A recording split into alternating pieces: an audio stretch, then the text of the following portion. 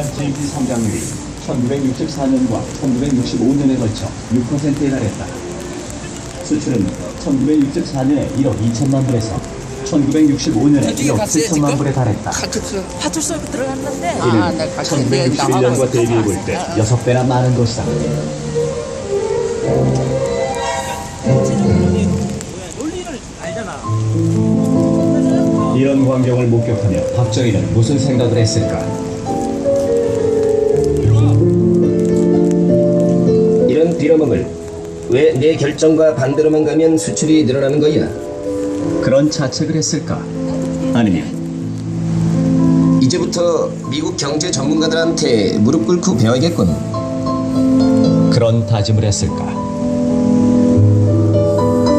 박정희는 둘 다 아니었다. 그는 기자들을 전부 불러 모았다. 그리고 카메라 앞에서 손가락을 휘두르고 노동자들의 어깨를 두드렸다. 수출품도 만져보며 부지런히 사진을 찍었다. 그리고 미친 듯이 손을 흔들며 외쳤다. 한국 민족의 갈 길은 본인이 제시한다. 가자, 수출 10억 불을 향해. 박정희의 전략은 아주 성공적이었다. 수출을 통해 조국이 무섭게 성장하는 광경을 감탄스럽게 바라보는 한국인들. 그들은 이 모든 것이 박정희 지도력 덕분이라고 믿기 시작했다.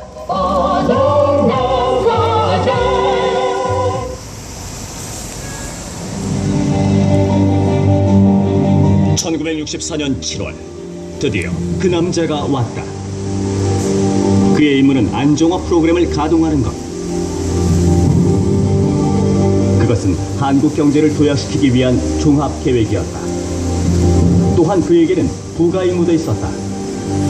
그것은 한국 대통령에게 경제를 가르치는 일. 박정희의 경제 과외 교사.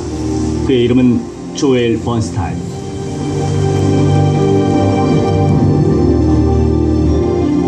(1965년) 한국은 베트남의 포화 속으로 뛰어들었다. 한국인들에게 베트남은 황금빛 엘도라도였다.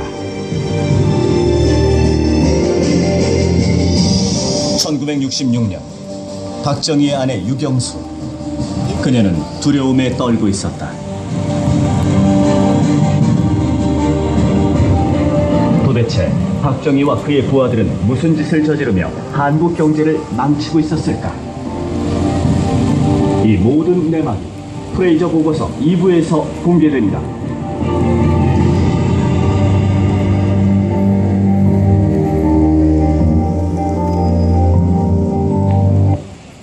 이거 참 충격적인 내용들입니다. 여기서 막 욕하고 힘들게 싸우는 것보다 훨씬 충격적인 박정희의 허상 벗기기였습니다. 이런 박정희한테 그래도 충성을 다하는 사람들은 스톡홀름 증후군의 환자들이라고 얘기를 서로 하죠. 납치범이 누군가를 납치해 갑니다. 금방 죽일 줄 알았는데 밥도 먹여주고 부비겨 팼다가 약도 주고 이렇게 되면 그렇게 폭력을 행사하는 자신이 감당할 수 없는 어떤 권력을 행사하는 사람들한테는 오히려 안 죽여줘서 고마워요가 되죠. 박정희 정권 내내 숱한 그 간첩으로 몰아서 죽은 사람들, 반체제 인사들이 수없이 죽어갔습니다. 민족의 별이라고 불리던 장윤아 선생까지 그렇게 의문사를 당하는데 일반 시민들은 오죽했겠습니까? 술 마시다가 말 한마디 잘못해도 잡아가서 간첩으로 몰아서 신문을 막 도배하고 그렇게 죽어간 사람들이 한둘이 아닙니다. 그러다 보니까 살아남은 사람들은 안 죽여줘서 고마워요 이런 상황이 되는 거죠. 그 중에 가장 가슴 아픈 사건 중에 하나로 기억되는 또 다른 사건 하나 모시겠습니다. 인혁당 사건이라는 게 있어요. 박정희의 잔악성이 드러나는 이야기입니다. 23년생이고요. 경남 창녕군 출생이네요. 전두환은 광주에서 광주 시민들을 많이 죽였는데 박정희는 경상도 사람들을 많이 죽였어요. 자기 고향 경상도 사람들을.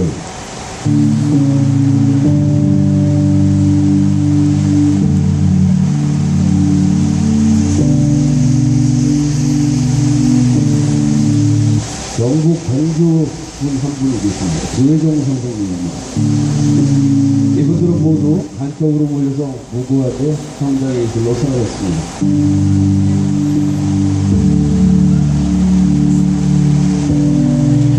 오랜 시간이 지나서 무죄로 밝혀졌지만 끌려가서 죽어간 우리 가장들은 돌아오지 않습니다. 대구 출생이네요. 대구 분들 박정희 좋아하시는 것 저는 이해를 못하겠습니다. 사실은 요즘 야당 후보들도 대구에서 40% 이상의 득표를 합니다. 대구가 더 이상 고담 시티는 아니라는 말씀이죠.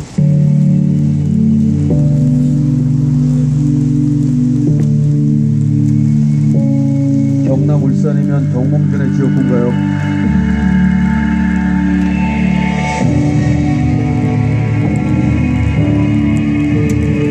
경남 창녕 출생 하재환 선생 역시 인형병 사건으로 억울하게 돌아가셨습니다. 32년 만에 무죄 판결을 받으면 뭐합니까?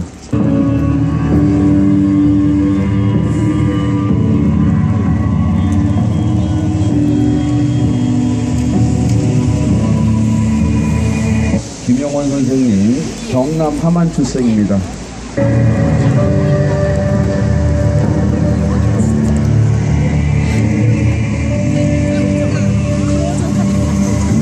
이수병 선생 경남 의령 출신입니다. 2007년에 32년 만에 무죄 판결을 받았으나 이미 성장의 이슬로 사라진 분에게 이 무죄 판결이 어떤 의미가 있겠습니까?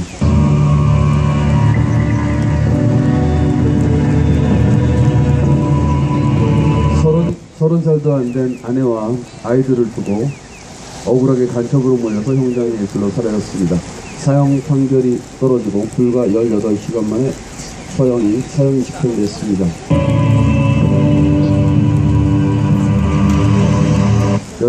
여정남 선생님 대구 중구 출생이네요. 박근혜 애비가 이렇게 억울한 시민들을 많이도 죽였습니다.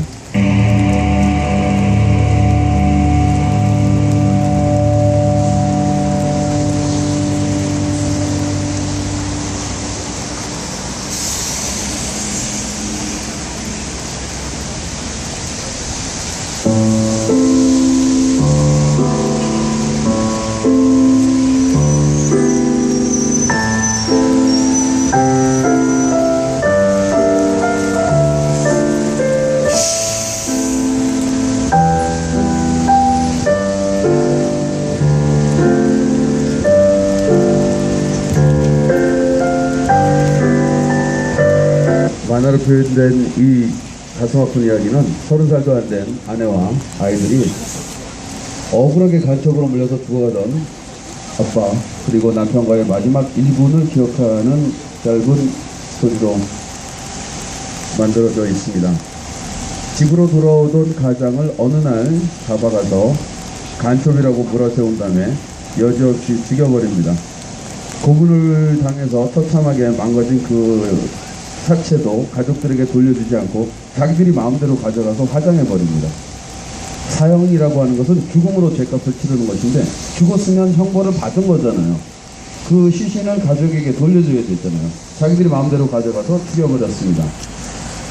사형을 받을 만한 일을 저지르지도 않은 간첩도 아닌데 멀쩡한 남의 집 가장을 퇴근길에 잡아다가 데려가서 죽여버려요. 32년 만에 무죄 판결 나면 뭐합니까? 박근혜 애비가 이렇게 사람들을 죽였는데 박정희 세상이 이러했는데 그의 동상을 세우고 기념관을 세우는 게 말이 됩니까?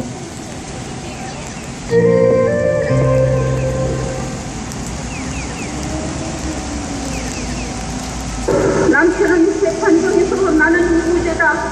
심한 고문에 차마 그냥 죽을 수가 없어서 기장은 찍지만 재판정에서는 반드시 무죄를 밝힐 것이다 하면서 검찰에 넘어와서도 신문할 때 기장을 못 지켰다고 하니까 또 지하철에 데리고 내려가서 온몸을 쥐어쓰는 차마 견딜 수 없는 정기 고문을 하였다고 분명히 들었습니다. 자비로우신 주님, 어찌하여 이 나라에서 고문으로 인간을 증거도 없이 이같이 숨긴 일을 만들어 놓습니까? 주님, 원하오고 한들이 원하옵는다는 이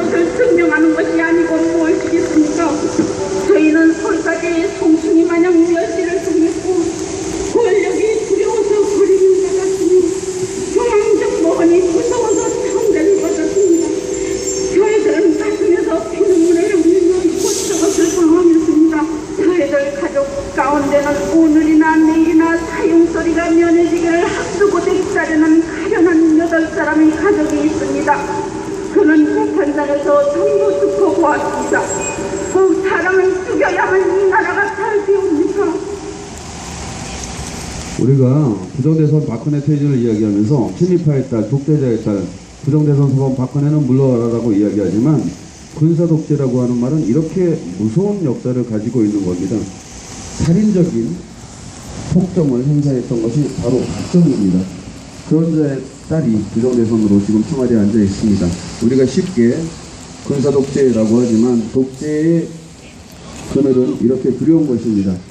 이렇게 30년이 넘도록 사형당한 남은 가족들은 어떻게 살았을까요? 32년 동안 무죄 판결이 날 때까지 빨갱이의 자식들, 빨갱이의 가족으로 손가락질 받으면서 살아왔습니다. 그런데 박근혜는 이런 가족들에게 망언을 또 합니다. 과거를 못해가지고 미래로 나가자고 하면서 끊임없이 과거의 일을 펼쳐내며 아버지 박정희 시대를 정당하고 있고 대기업을 앞에서 책임을 했다고 전통이라며 남편과 아버지를 잃은 유아족들에게 돌이킬 수 없는 고통과 상처를 주고 있습니다. 너희 의역당 퇴임 사건은 이미 청와대로부터 불법 구글과 공정 아무 행위를 통하여 박근이 조작되었음이 밝혀졌고 재심을 통하여 문제가 선고되었음에도 불구하고 두 개의 판결문이 있던지한 말로 유족을 의문주고 있습니다. 지금은 끌려 갔다 와서 공소기로 조작이라는 거 다 알아가지고 그거 민족이 대법을 나가는데 다 공식적으로 들어가는데 서류도 제출해서 확인도 받아서 공부하고 정말로 주장을 냈습니다. 이게 저기 뭐 민주정부 대법 같은 게 아니에요. 그냥 공식으로 알아서 저렇게 받아들여서 절대로 못 쓰기만 했는데 너무 대단히 알아서 절대로 못 쓰기만. 이 제목이 참 슬픈데요. 32년 만에 무죄로 판결이 났다라고 하는데 그때 당시에 이미 대법원장이나 등등 뭐 변호사들 등등이 이 사건은 무고다, 잘못된 것이다라는 걸 다 알고 있었다라고 말씀하십니다. 증언을 그렇게 하시고요. 기자들도 알고 있었고 모두 다 알고 있었지만 간첩이 아닌 걸 알면서도 간첩으로 몰아서 죽였다는 것이죠. 그래서 권력이 두려운 겁니다. 산자들은 자기들은 안 죽여줘서 아직도 고맙다고 박정희에게 충성을 다하다 못해 그 딸내미까지 청와대로 보내놓고 부정대선에도 침묵하고 사는 것인지 모르겠습니다. 지나간 18대 대선은 명백한 부정선거였으며 지금 청와대에 앉아있는 박근혜는 가짜 대통령입니다. 대한민국 헌법 제1조 1항 대한민국은 민주공화국입니다. 헌법 제1조 2항 대한민국의 모든 권력은 국민으로부터 나온다.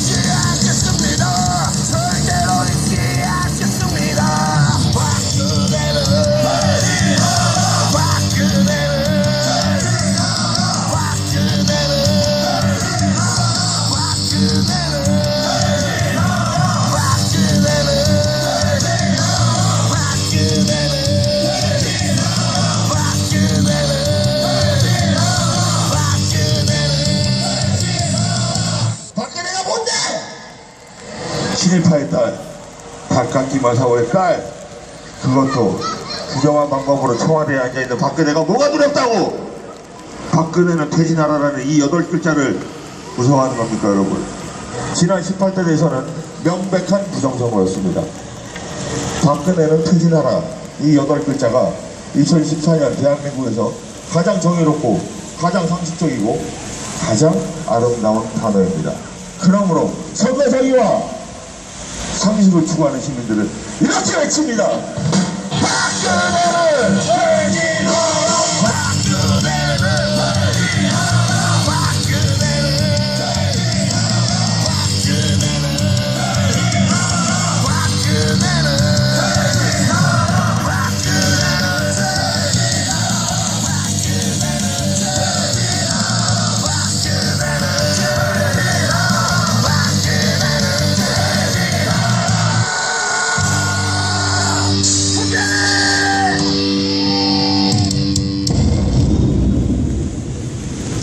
저희가 집회를 하는 동안에 이렇게 비가 많이 왔던 적이 없었는데요. 지난 1년 동안 오늘은 날도 날이니만큼 오늘 집회를 모두 마치도록 하겠습니다. 내일 이 시간에도 저희들은 다시 찾아와서 같은 성격의 집회를 열게 됩니다. 이 집회는 2013년 12월 31일 부정대선에 혼자 항거하던 이남정 열사께서 가짜 대통령 박근혜에게 굴종하며 사는 시민들을 깨우기 위해서 서울역 국가도로 앞에서 국가도로 위에서 분신 항거했던 그 유지를 받들기 위해서 이 집회를 열고 있습니다. 12월 한 달 동안 매일 5시에서 10시까지 일요일만 빼고 이 집회를 열고 부정대선 응징의 필요성을 여러분께 고발하고 우리 박근혜 퇴진의 필요 불가피함을 여러분들께 알리도록 하겠습니다. 친일파의 딸, 독재자의 딸, 부정대선 사범 박근혜를 쫓아내기 전에는 대한민국 시민들의 행복은 결코 얻어지지 않습니다. 내일 다시 뵙겠습니다. 박근혜 너 조금만 기다려. 자.